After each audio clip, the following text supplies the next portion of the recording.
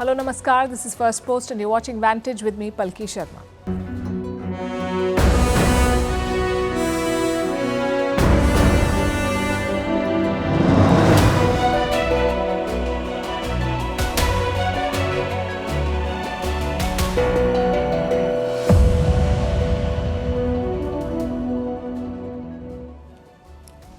We begin with Joe Biden and his seemingly endless gaffes, calling Zelensky Putin and Kamala Harris Donald Trump. It's embarrassing his party, his country and his allies. But will the president drop out of the electoral race? We'll discuss that.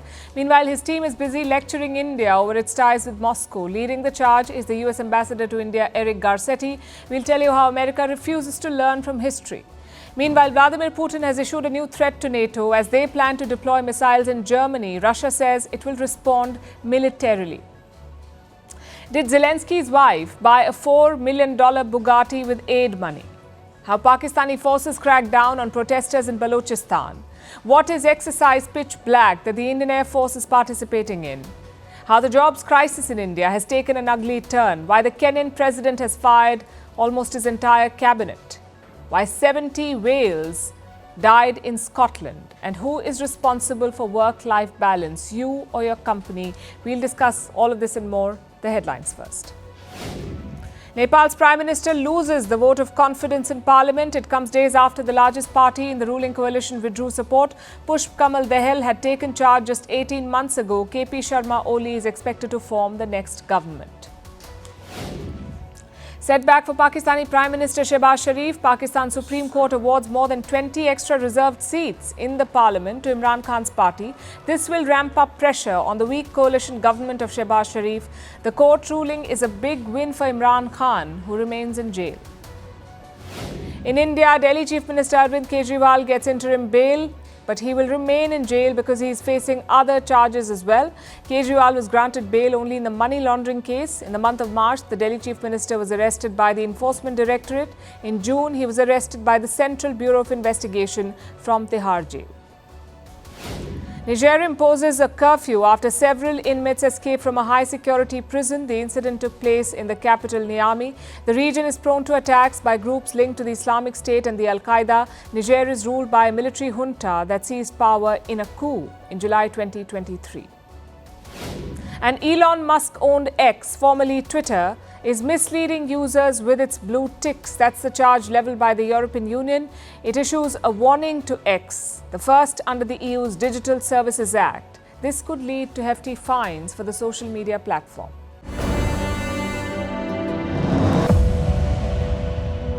Look, I wouldn't have picked Vice President Trump to be Vice President, but I think she was not qualified to be President. I want to hand it over to the President of Ukraine, who has as much courage as he has determination. Ladies and gentlemen, President Putin. President Putin. He's going to beat President Putin. President Zelensky. I'm so focused on beating Putin, we got to worry about it. Anyway, Mr. President. I'm better.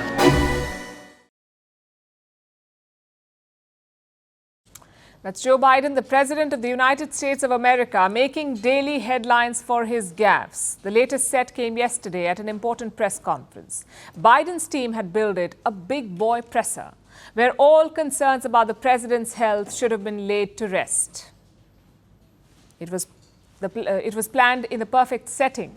During the NATO summit, when all key allies of the US would be present and journalists from around the world would cover it. It was indeed a good opportunity, but Biden blew it again. He spoke for an hour, covered a lot of ground, from foreign policy to economy to politics to the election, but none of those things made news. What stood out were the president's blunders and the reactions of world leaders around him. I want to hand it over to the President of Ukraine, who has as much courage as he has determination.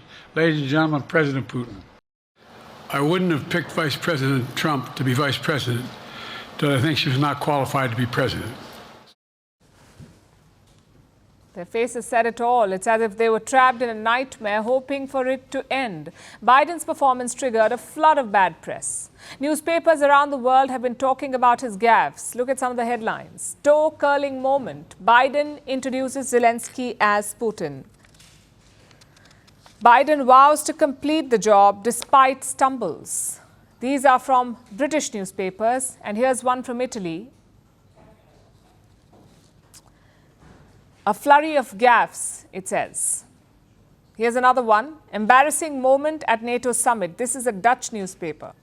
In Spain, Germany and Japan too, Biden's blunders were splashed across papers. Unfortunately for the president, it doesn't end here. Is it well that on this occasion too, the president stumbled into some clamorous slip-ups? When he spoke about his deputy Kamala Harris, he referred to her as a Vice President Trump. Passing the word to Zelensky, he made a mistake and instead said that he was passing the word to Putin. Well, in general, this just shows what state he is in at the moment. This is a full-blown PR nightmare. Biden may insist that he's the best man for the job, but no one seems to believe him anymore. Least of all his party colleagues, the Democrats. They want him out. And if the president refuses to go himself, a mutiny is now a real possibility.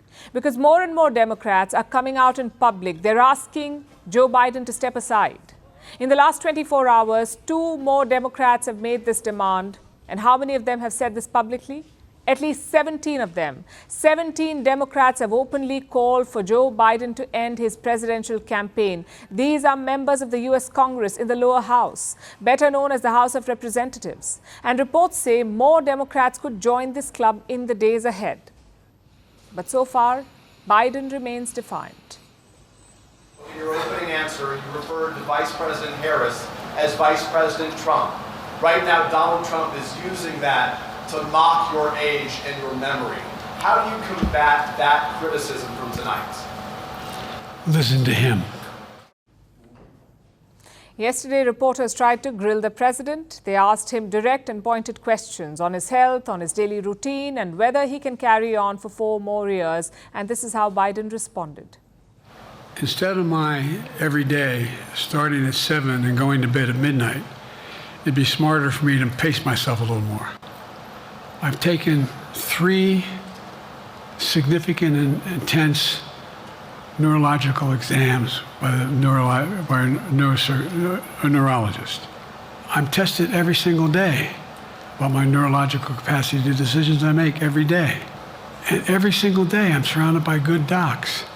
If they think there's a problem, I promise you, or even if they don't think it's a problem, they think I should have a neurological exam again, Joe Biden tried to mount a strong defense, but it doesn't make his situation better. And forget about the presidential bid for a moment.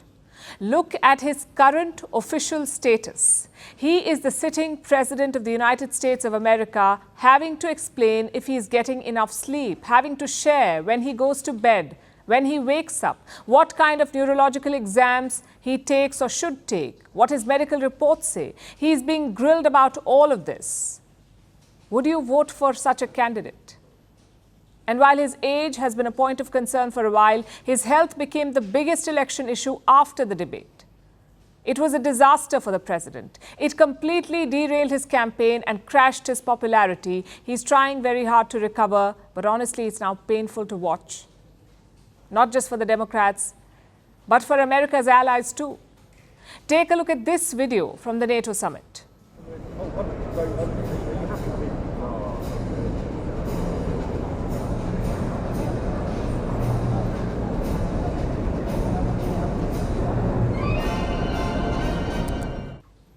That was Italy's Prime Minister Giorgia Meloni with the outgoing NATO Secretary General Jens Stoltenberg and the Finnish President Alexander Stubb. Reports say they were waiting for Joe Biden. The president was running late. Meloni seems a bit annoyed, rolling her eyes and pretending to look at her watch. Some others were more forgiving. Of course, we can all have a slip of the tongue. I don't hide my preference. Certainly, as a president and a progressive, I prefer Biden as president of the United States. Slips of tongue happen, and if you always monitor everyone, you will find enough of them. But this vote of assurance is not helping Joe Biden. The attacks continue both from his political and geopolitical rivals. Donald Trump, of course, was quick to attack. "Great job, Joe," he said on his social media platform Truth Social. And the Russians aren't holding back either. I mean his statements regarding President Putin. This is unacceptable for us, and we don't think it in any way makes an American head of state look good. Biden is now a source of international embarrassment, both for his party and his country. His re-election campaign is clearly imploding. But he's too stubborn to step aside. Either way, a Democratic victory now looks tough, with or without Joe Biden as the candidate.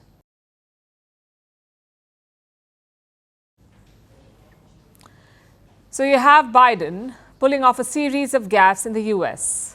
But this tendency seems to have crossed continents and made its way to Americans in other places, like India. Yesterday, we saw a foot-in-mouth moment here. Courtesy Eric Garcetti, the US ambassador to India, Garcetti thought it was a good idea to lecture India over Prime Minister Narendra Modi's recent trip to Russia. Take a look at what he said. I know that India, and I respect that India, likes its strategic autonomy. But in times of conflict, there is no such thing as strategic autonomy. That was a shot fired at India and its relationship with Russia. The first rebuke was soft, but Garcetti followed it up by talking about India's relationship with the US. Because this relationship in Washington is a special one indeed. It is very wide. In Washington today, where very few things unite American political leaders, it is bipartisan, it is bicameral, and it is bi-branch. But as I also remind my Indian friends, while it is wide and it is deeper than it's ever been, it is not yet deep enough. That if we take it for granted from the Indian side towards America.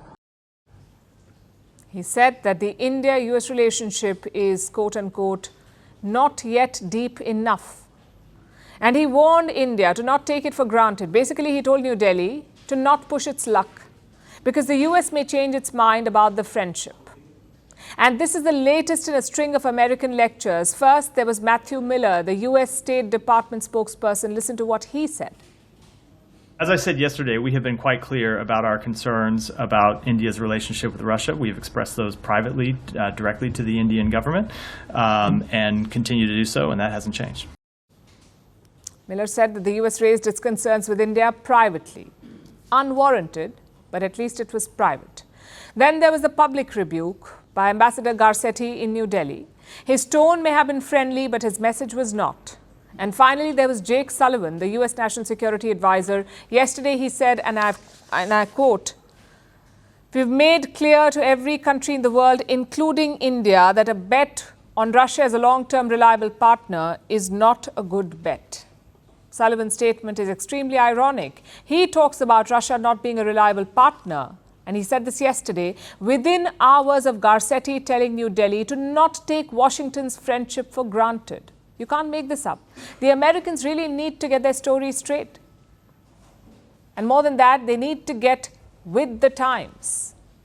They never liked India having strategic autonomy. It was the case in the last century as well, when the US was fighting its Cold War against the Soviet Union. India wanted to maintain good ties with both sides, and this angered the Americans. So they chose to lash out by supporting India's arch enemy, Pakistan. We all know how that's worked out. Pakistan is a terrorism hotbed, and India is the world's largest democracy. This happened despite the US being on the opposite camp. A camp it chose because it disliked India's strategic autonomy. And now it is making the same mistake again by consistently lecturing India about its ties with Moscow and warning India about not taking American support for granted. It's like a song stuck on loop. Washington needs to come out of this old world mentality. It could not shake India's resolve in the last century when India was significantly less developed. So what makes the Americans think that they can influence India now? India is fiercely protecting its strategic autonomy. Garcetti said there is no such thing as strategic autonomy in times of conflict. But whose conflict? This is not India's conflict. It's time Washington accepted this.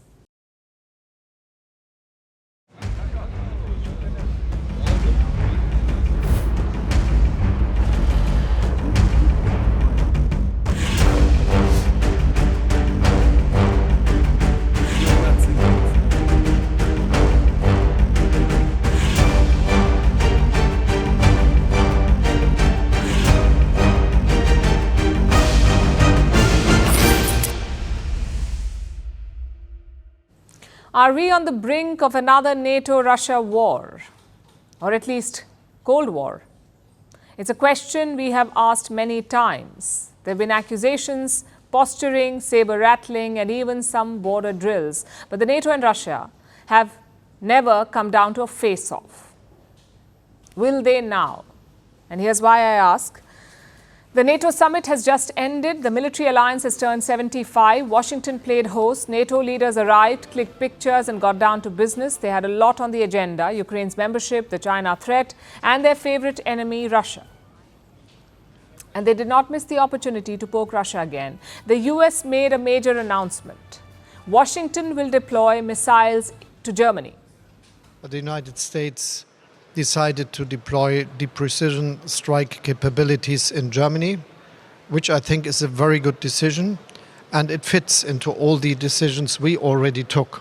It is something of deterrence, so it's securing peace, and it is a necessary and important decision at the right time.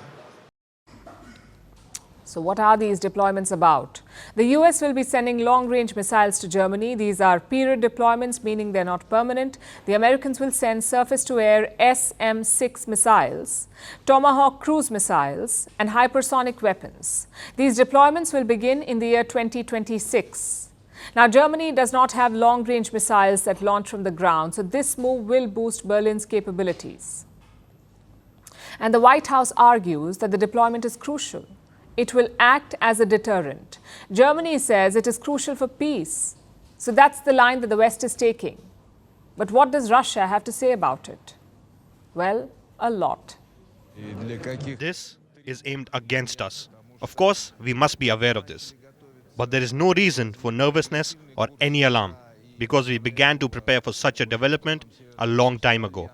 The aggressive course of the United States and the North Atlantic Alliance, led by Washington, is not changing. But we cannot be intimidated. We'll find a response. So Moscow is not happy about this at all. The Kremlin calls it a national security threat. They say they're mulling a response. They want to deter NATO.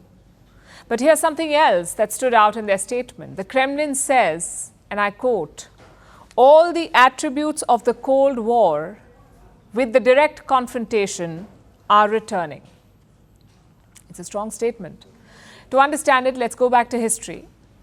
In the 1970s, the Cold War was at its peak. The Soviet Union deployed ballistic missiles. They were in striking distance of Europe. So the US deployed missiles in West Germany.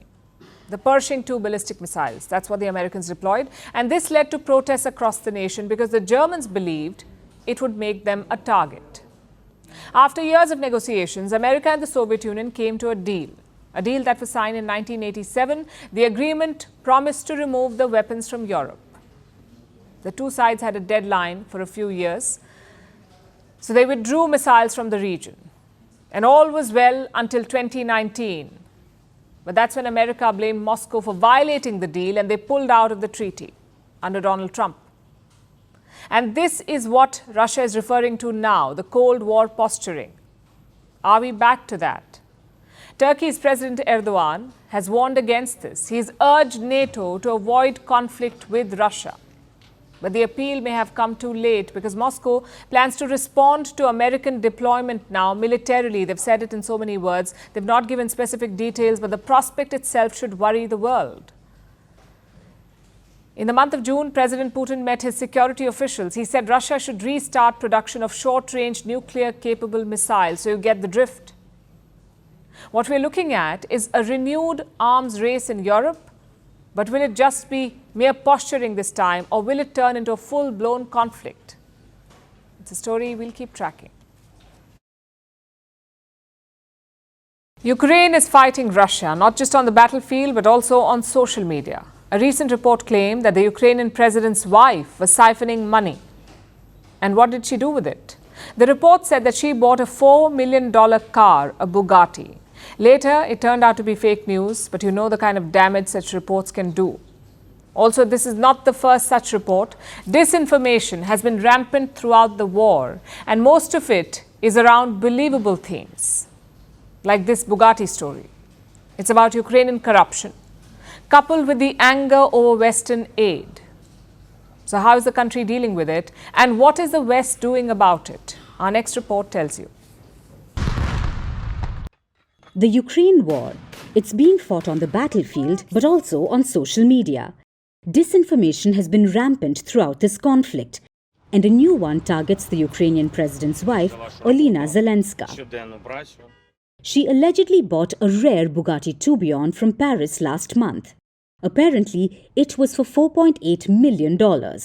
An invoice with her name showed the price of the car, when it will be delivered, along with the production date. But here's the most important part of it. It's being alleged that she bought it with US aid money. So how much of this is true? The report first appeared on an obscure French website. Soon, Russian agencies picked it up, and it slowly snowballed. Netizens shared the report, slamming the Ukrainian president and his wife. Social media asked whether it was the money of US taxpayers or British taxpayers. But the invoice turned out to be false. If you look carefully, you can spot the anomalies. It had several issues like inaccurate descriptions, a missing order number, and even the lack of a seller's address.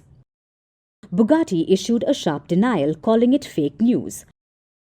The Paris dealership threatened legal action. So how did this disinformation spread?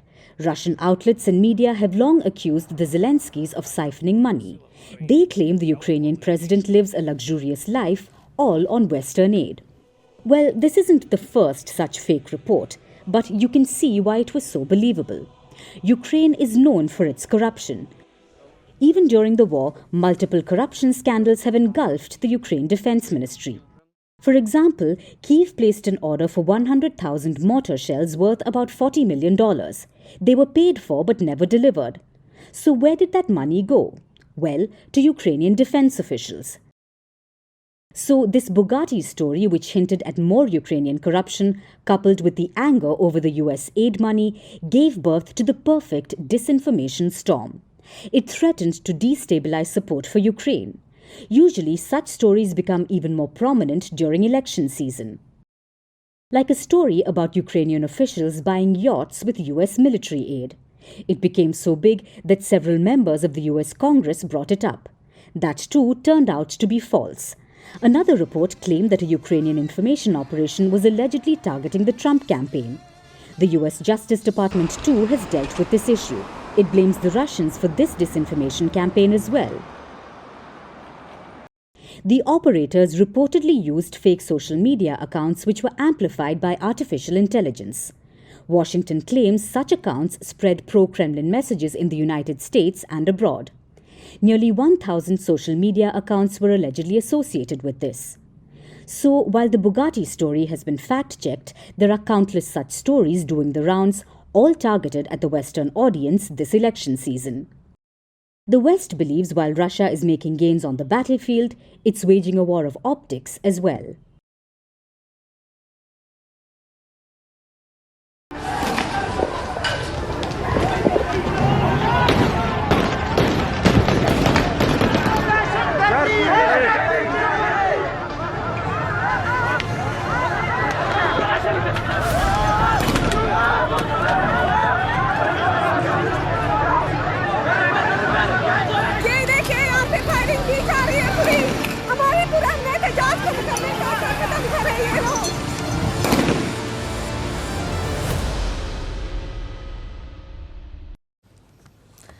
The images you just saw are from Balochistan, Pakistan's largest province. That was the region's capital, Quetta.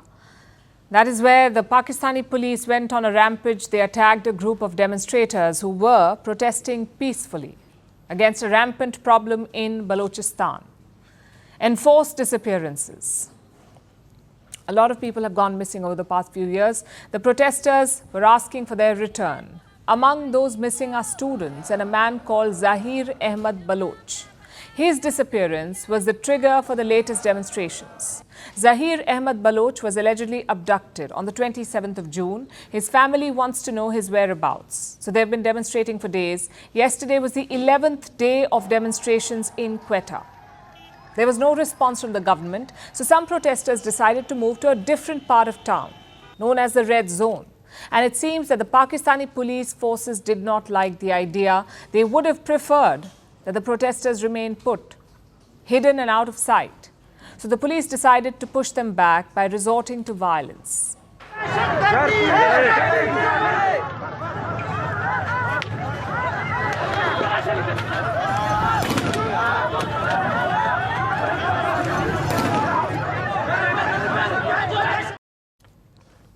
More than a dozen people were injured. 27 protesters were arrested, including 5 women, but they remain defiant.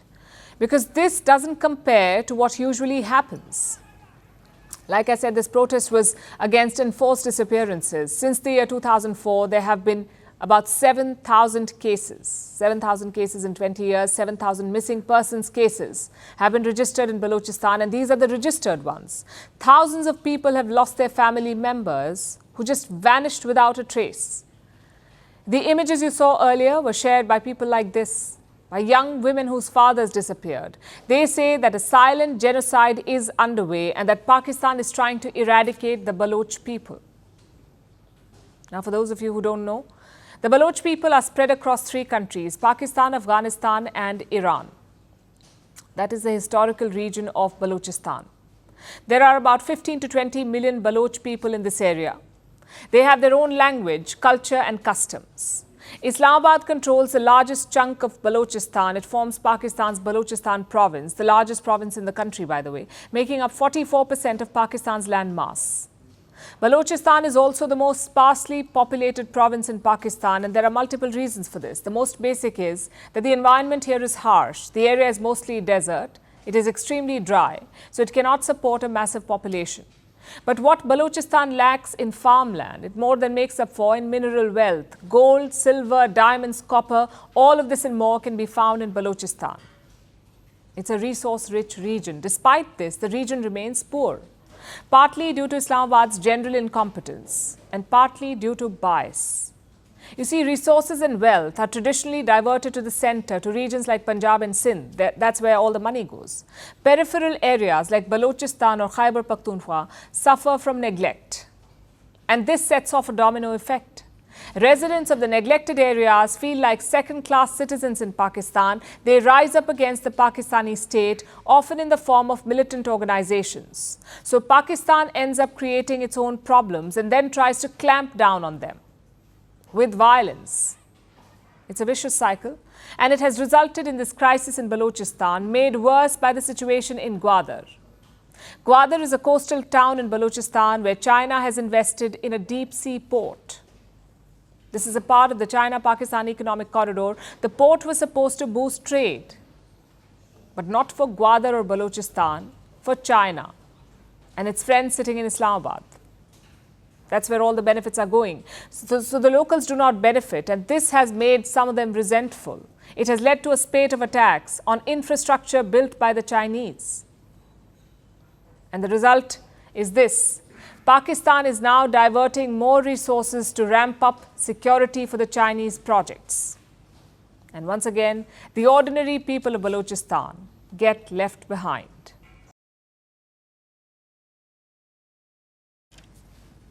Our next story is about exercise Pitch Black. It's a warfare exercise hosted by Australia. It's a biennial event, which means it happens once in 2 years. This year's edition will be the largest ever. 20 nations are taking part, and India is one of them. A contingent of the Indian Air Force is already in the country. India's Sukhoi fighter jets will be seen in action alongside F-35 and Typhoon fighter aircraft.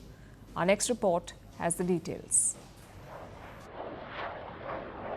Hosted by the Royal Australian Air Force, Exercise Pitch Black has a rich history spanning 43 years. But this is its largest edition ever.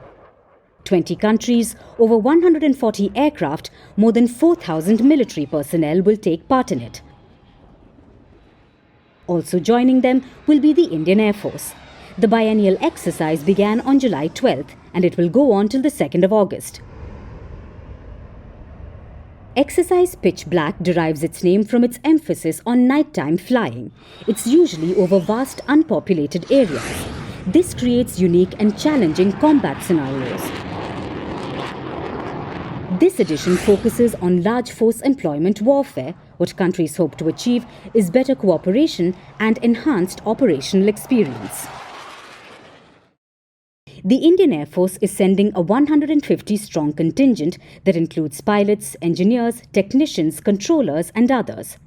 The Air Force will be operating the Su-30 MKI multi-role fighters, the C-17 Globemaster and the IL-78 air-to-air refueling aircraft, playing crucial combat-enabling roles. According to the Indian Air Force, Exercise Pitch Black offers an excellent opportunity. It will allow participating nations to strengthen their ability to deploy over large distances. It also helps build strong aviation associations and facilitates interoperability among diverse air forces. This isn't the first time that the IAF is taking part in this. It has done so earlier as well in 2018 and 2022. Exercise Pitch Black 2024 will feature a diverse array of advanced fighter aircraft. The likes of F-35, F-22, F-18, F-15, Gripen and Typhoon. This gives the Indian Air Force an opportunity to operate alongside some of the world's most advanced fighter jets. Exercise Pitch Black started as a unilateral training event. In 1983, the US and Australia were part of it. Over the years, it has expanded to include other nations, the likes of India, France, Germany, Indonesia, Japan, Malaysia, Singapore, South Korea, Thailand and the United Kingdom.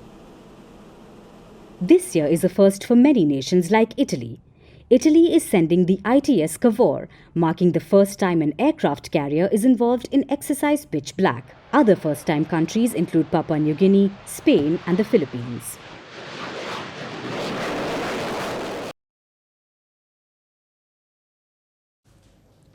Now let's talk about jobs. Have you tried to appear for a job interview recently? Imagine going for that interview. What would your day be like? You'd probably arrive early, try to settle in before the interview. If possible, try to engage with some of the current employees to learn more about your prospective employer, get to know the workplace better. But in India's western state of Gujarat, some job hunters were in for a nightmare, a stampede at the interview venue. Take a look.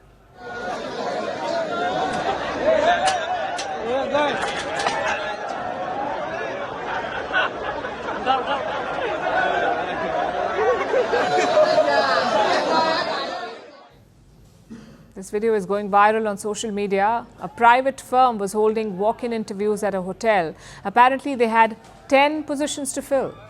10 positions. 1,800 candidates showed up. I'll repeat that for you. 1,800 candidates for just 10 positions. The side railing at the hotel's entrance collapsed. They could not handle the crowd. And who can blame them? This was not anticipated. There were reports of a minor scuffle too. Thankfully, no one was hurt. But this could have easily escalated into a tragedy. What's worse, this is not a one-off. It's a story that keeps repeating itself. Thousands of applicants applying for a handful of jobs. The trend so far is far too common in India. I'll give you another example. Recently, some vacancies were announced in Uttar Pradesh, a state in northern India. These were vacancies in the UP police. They had 62 open positions. Do you know how many candidates applied? More than 93,000. Over 93,000 for 62 seats. The eligibility criterion was schooling till class 5, meaning any candidate who had passed the 5th grade was eligible to apply. But thousands of applicants were overqualified. 3,700 of them, 3,700 of them had a PhD. 5,000 of them were graduates and 28,000 were postgraduates. And what was the job they were applying for? The post of a peon. The UP police was hiring 62 peons, and for these positions, graduates, postgraduates, even PhDs were applying. This is often the case with government jobs, way more applicants than positions. But as we saw in Gujarat, even the private sector is being flooded by applications. What does it tell you? That there's a jobs crisis, especially for the youth. They're desperate to find work and they're applying for whichever position they can find, even if it means working as a peon after getting a PhD. As per the Government of India's data, nearly 16% of the urban youth are jobless. These are youngsters in the 15 to 29-year age group. 16% of them don't have a job. Estimates by private agencies are much higher. They say up to 40% of India's youth is unemployed. Irrespective of which data set you look at, the overall trend is the same. And the overall problem is the same. India needs to create more jobs, more quality jobs, and that too consistently. The union budget could be an opportunity to set the tone. It will be delivered later this month by India's Finance Minister Nirmala Sitharaman. Leading experts will be closely watching the speech. Global banks have released their budget expectations. Banks like Morgan Stanley and Goldman Sachs both believe the government can do more on the jobs front. Morgan Stanley says the government can support job creation by pushing more capital expenditure, which means spending more on areas like infrastructure. Goldman Sachs would like to see a greater focus on manufacturing. This could create more labor-intensive jobs. India should tap all available avenues. With about 24 million young people entering the workforce every year, India's challenge is only growing bigger. It will have to do everything it can to get the youth to work.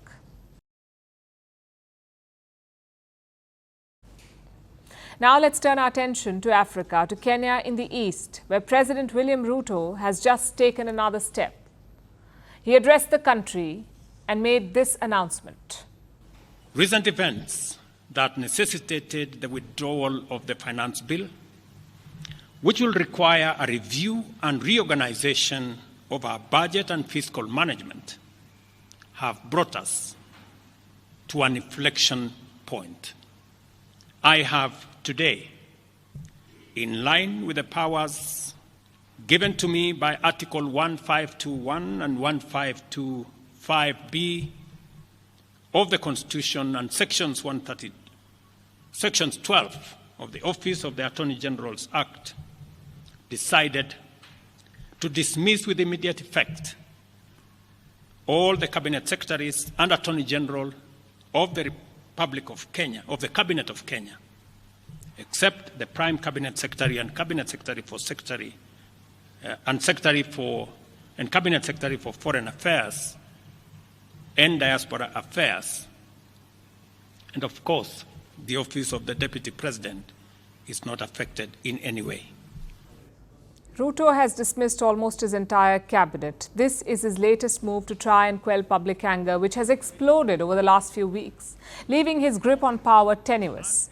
People began protesting a few weeks ago in the run-up to the annual budget. Kenya's Finance Bill 2024, President William Ruto tried to raise taxes. He wanted to hike taxes on basic goods like bread. And Ruto's reason was simple. Kenya had a high amount of public debt. The government needed more money to pay this off, to service the debt.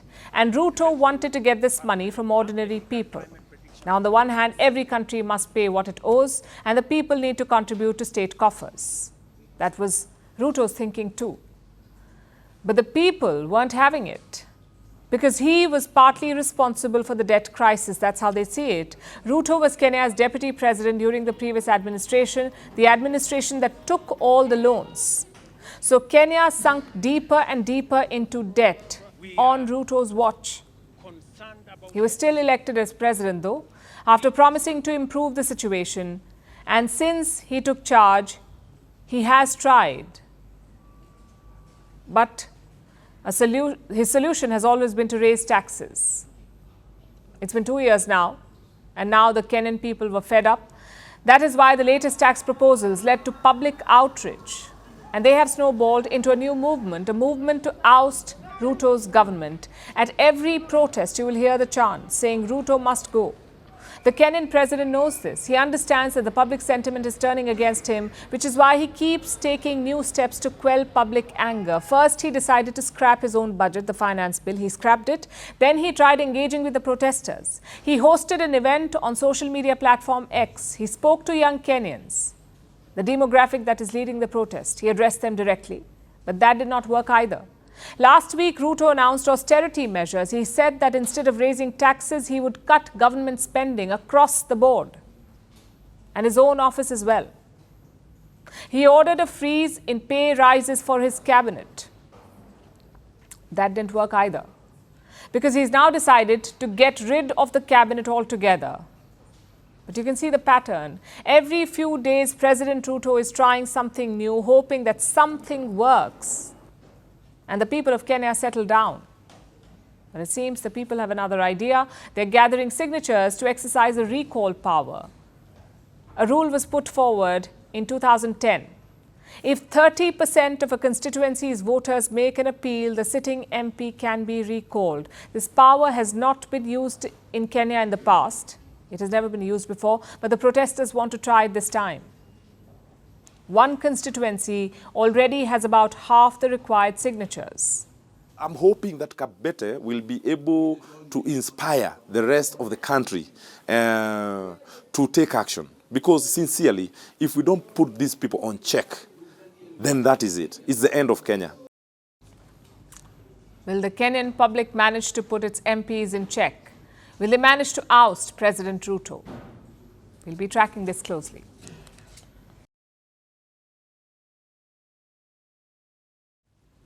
Our next story comes from Scotland, which has witnessed its worst whale beaching in decades. A pod of 77 whales beached itself on the island of Sanday.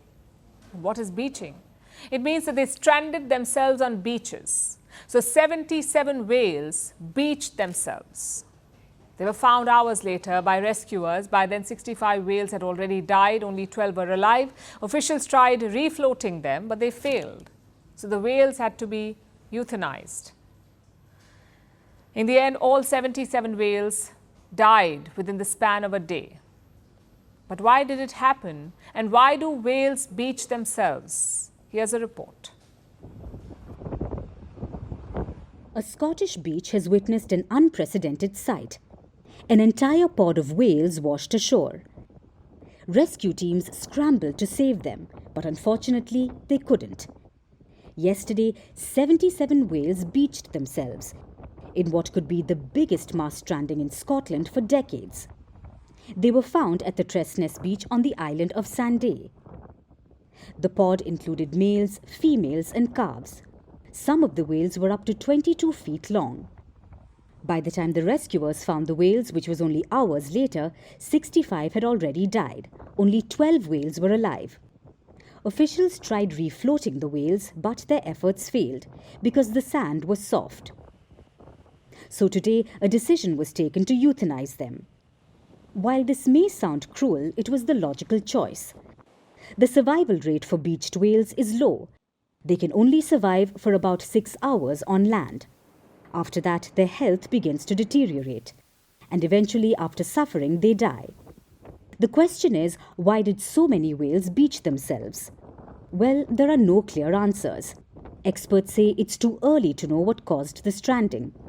But most likely, one of the whales got into trouble and the rest of the pod tried to help. For now, officials have launched an investigation into the matter, and public have been asked to stay away from the area because post-mortem examinations are being carried out. Though this is the largest stranding event in Scotland, strandings of a similar scale have been seen in recent years, and that's no surprise. Like most things in nature, climate change has worsened beach strandings as well. It is an indirect factor as it warms up the oceans and puts the whales at risk of habitat loss and pushes the species into newer and unfamiliar territories. No one knows why the phenomenon occurs. But the greatest strength of whales can also be their downfall. Whales are highly sociable animals, so if one member falls sick, is injured or under threat, the member goes towards the shore to beach itself, and the other whales follow, which scientists assume is the case in the Scotland beaching as well. But so far, this is only a theory. Science doesn't have any concrete evidence yet, except that whales aren't the only animals that beach themselves. So do dolphins. There are around 2,000 strandings each year worldwide, and most of them result in the animals dying. And till we find out why this happens, we won't be able to prevent it.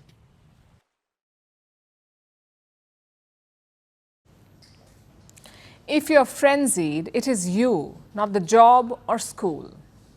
That's some real talk. But those are not our words. This is a message from billionaire Jamie Dimon, the chairman and CEO of JP Morgan Chase, the largest bank in the United States.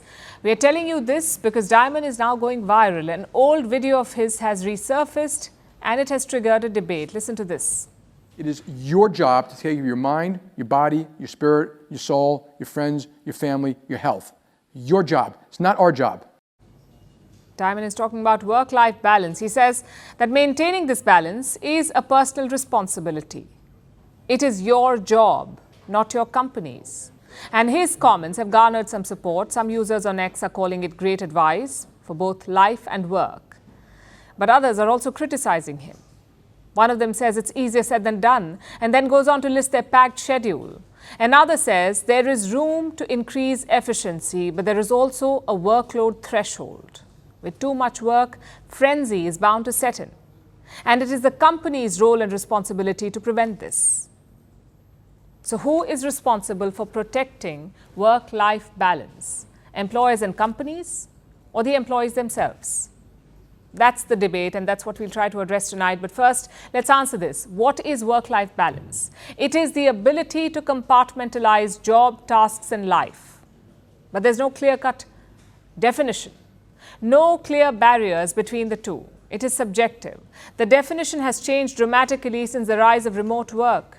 It has gone beyond paid time off and free gym membership at work.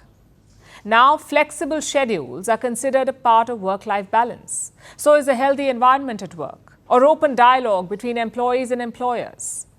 Essentially, whatever helps workers create the life and work they want.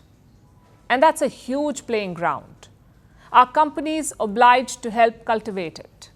According to one survey, 43% of workers say no, it is not the company's responsibility. They believe that the responsibility falls squarely on individuals, 43%. But if Jamie Dimon looked at this survey, he would most likely disagree. Hear him yourself, and not just the bit that is going viral, but the whole explanation. It is your job to take care of your mind, your body, your spirit, your soul, your friends, your family, your health. Your job. It's not our job. So I think there's a little bit of misunderstanding that some of the companies, now we should do everything we can to help you. I tell people we give you medical, shrinks, Pilates, massages. I mean, we really do try to take care of our people. But I can't make up for you not doing those other things, and you really have to do it yourself. We are no billionaire apologists. But what he said makes sense. We talk about work-life balance. How about we balance responsibility? Responsibility sharing as well.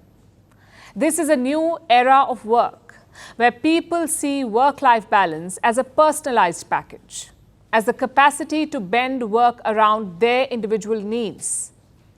So this time, workers are defining what that balance constitutes. Workers rather than companies. But companies too have a role. They have to help maintain a healthy workplace. They have to make sure that employees are treated fairly. That is the bare minimum. But at the end of the day, it is a company that we work for. It is not our parent or life coach. So we have to do our bit as well. We have to set boundaries, prioritize our own well-being, and take advantage of the benefits that we do get.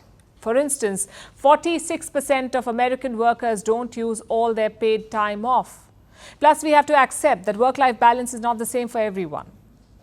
It is not about equal time spent in each place, work and life. It is about making the relationship between the two a healthy one. And no one knows that better than you. And now it's time for Vantage Shots, images that tell the story. In Spain, 3 runners have been injured, one of them gored, on the 6th day of the Bull Running Festival. In the US, a massive blaze breaks out in a Philadelphia apartment building. In Ukraine, orchestra presents a token remembrance on the site of a children's hospital that was hit by a Russian missile. And finally, we're taking you back in history. On this day in 1823, India launched its first steam engine ship. It was named Diana. At the time, India was colonized by the British, so Diana was operated by the East India Company and became their first steam-powered warship. We're leaving you on that note. Thank you for watching.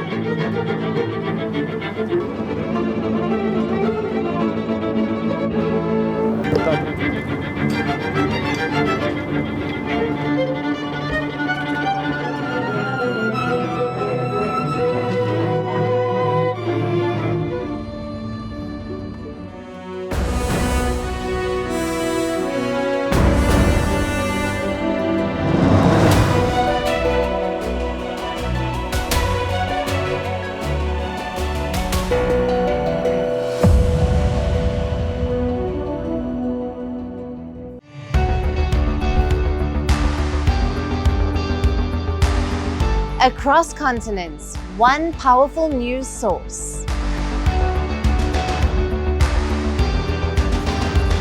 Bringing you diverse perspectives on the issues that matter.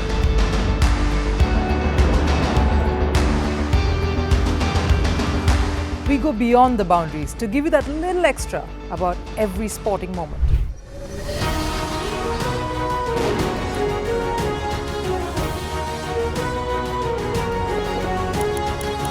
So thank you for making Firstpost 5 million strong. We're counting on your support, and you can trust us to bring you the news unfiltered and unvarnished.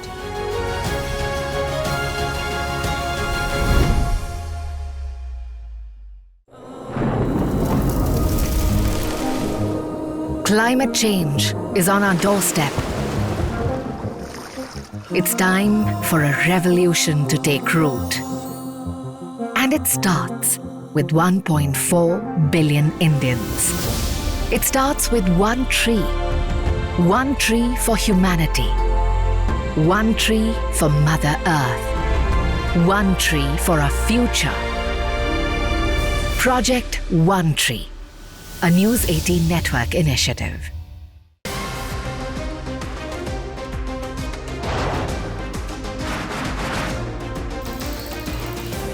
On the show today, the T20 World Cup bandwagon has moved across to the West Indies. What can we expect from this?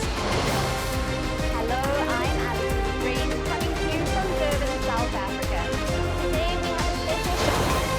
We start with a report on India's shifting nuclear posture. For the first time since India officially became a nuclear power. Hello and welcome to Firstpost America. I'm Aaron Ham, coming to you live from the nation's capital, Washington, D.C.